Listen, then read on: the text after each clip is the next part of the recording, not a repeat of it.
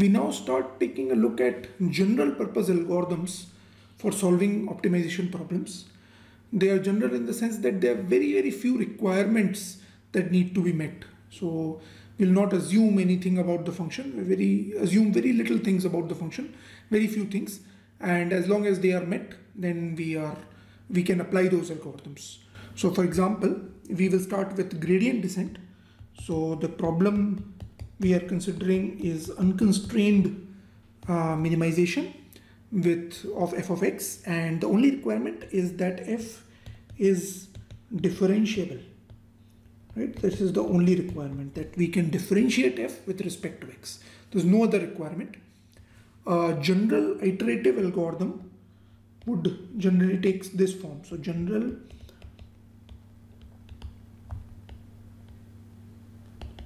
would look something like this: xk plus 1 equal to xk plus eta k gk. So this is the general form of an iterative algorithm. Eta k is usually called the step size parameter, right? And gk is usually called the direction. Now in the context of machine learning, this is also called the learning rate. And there are different names, but usually in the context of optimization, we just call it step size. So this is the step size and this is the step direction. GK is the step direction. Now what is, the question may arise, what is the step direction, right? So step size is something that we usually tune. We keep it as constant value, for example, 0.3, 0.5 and so on. But the step direction is the important bit. So step size is a scalar, while the direction is an n-dimensional vector, right? In fact, step size is a positive scalar, direction is in n dimension. So what is a good direction? Let us write down the Taylor series of f, right? So let's say that step size is very small, eta k is very small. So let's say that eta k is small, then we know that the Taylor series of f at xk plus 1, which is equal to f of xk plus eta k gk, is approximately f of xk plus eta k times gradient of f of xk comma gk. So this is from the Taylor series, nothing special here. We've just said that if eta k is small, this approximately holds. Now if we want to ensure that the iteration is such that at every xk the value of the function decreases, then we would have to ensure that this quantity is negative. So if this quantity is negative, then a so-called descent occurs. So any algorithm for which f of xk plus 1 is actually less than f of xk, then it is called a descent algorithm.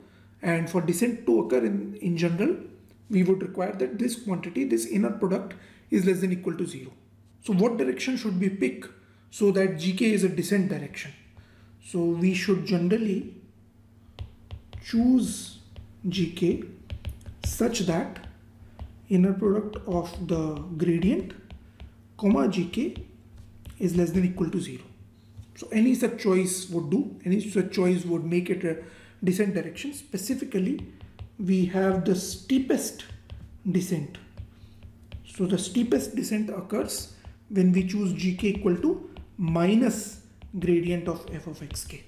So this is the steepest descent direction, in which case the descent is maximum for a small eta k. Of course, you cannot say for a large eta k, because for a large eta k, the Taylor series expansion would have more terms that contribute, but for a small eta k, this would be the steepest direction in the steepest descent occurs. So we can demonstrate this intuitively by using a contour plot. If you remember, contour plot is of function would look something like this. So these are really the contour lines of the function, and you can imagine this is a bowl and the lines demonstrate the value the function takes if you are looking at it from the top. So this point in the middle is the point which minimizes this function. So this is a function in 2D really. So this is R2 to R function, and if you are at a given point x, right? So suppose that this is xk. and you are at xk. So the gradient would generally point in a direction in which the function increases, and therefore you should choose to descend in the opposite of that direction. Right? So this is the idea of steepest descent. You choose to descend in a direction such that the gradient that is opposite to the gradient, and therefore you incur the maximum descent in the function as long as your step size is not too large for a small step size. Right? So this is gradient f of xk, and this is minus gradient f of xk, and this is what the descent would look like. So typically if you start at some point, the gradient descent iterations would look something like these. So at each of the iterations you would proceed towards the optimum, and in a few iterations you would reach there. So this is what the gradient descent iterations would look like. An alternative view of looking at the gradient descent is to consider the update as this. So update xk plus 1 is equal to argmin over x f of xk plus inner product of gradient f of xk comma x minus xk plus 1 by 2 eta k norm square of x minus xk.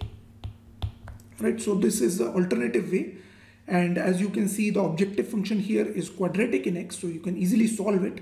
In fact, if you differentiate it, you will get gradient of f of xk plus 1 by eta k, and the optimality condition for this, because xk plus 1 is the optimum, so xk plus 1 minus xk is equal to 0, which is nothing but the gradient descent iteration. Just rearrange it and you will see that this is the gradient descent iteration update.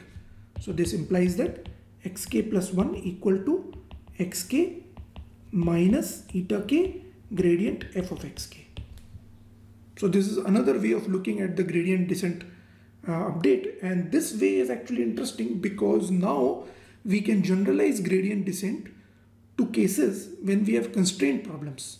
So instead of considering this, we can also consider x belonging to calligraphic x. As long as we can solve this quadratic problem subject to this constraint easily, we will have a slight difference in the update, but that would still be gradient descent variant.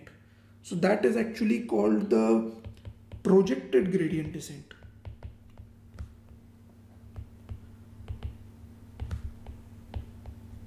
So projected gradient descent can handle simple constraints, not complicated constraints, but simple constraints. So for example, it could handle a constraint of the form that x is greater than equal to 0. Right? So that kind of constraints can be handled. For instance, let us look at that example. Let's consider the problem minimize f of x greater than equal to 0. Now x greater than equal to 0, we don't need to worry too much about it because the gradient descent update or projected gradient descent update for this case would be given by argmin over x greater than equal to 0 and f of xk plus gradient f of xk x minus xk plus 1 by 2 eta k norm square of x minus xk. So if we solve this quadratic problem subject to x greater than equal to 0 constraint, we already actually have seen this kind of problems. It's very easy to solve. You just take the minimizer. If the minimizer is positive and if it is negative, just take 0 value. So this is actually equal to max of, you can solve it and find out that this is equal to max of xk minus eta k gradient f of xk comma 0. Or the another way of saying it is that it is the positive part of eta k xk minus eta k f of x gradient f of xk. Right? So it's a positive part of that.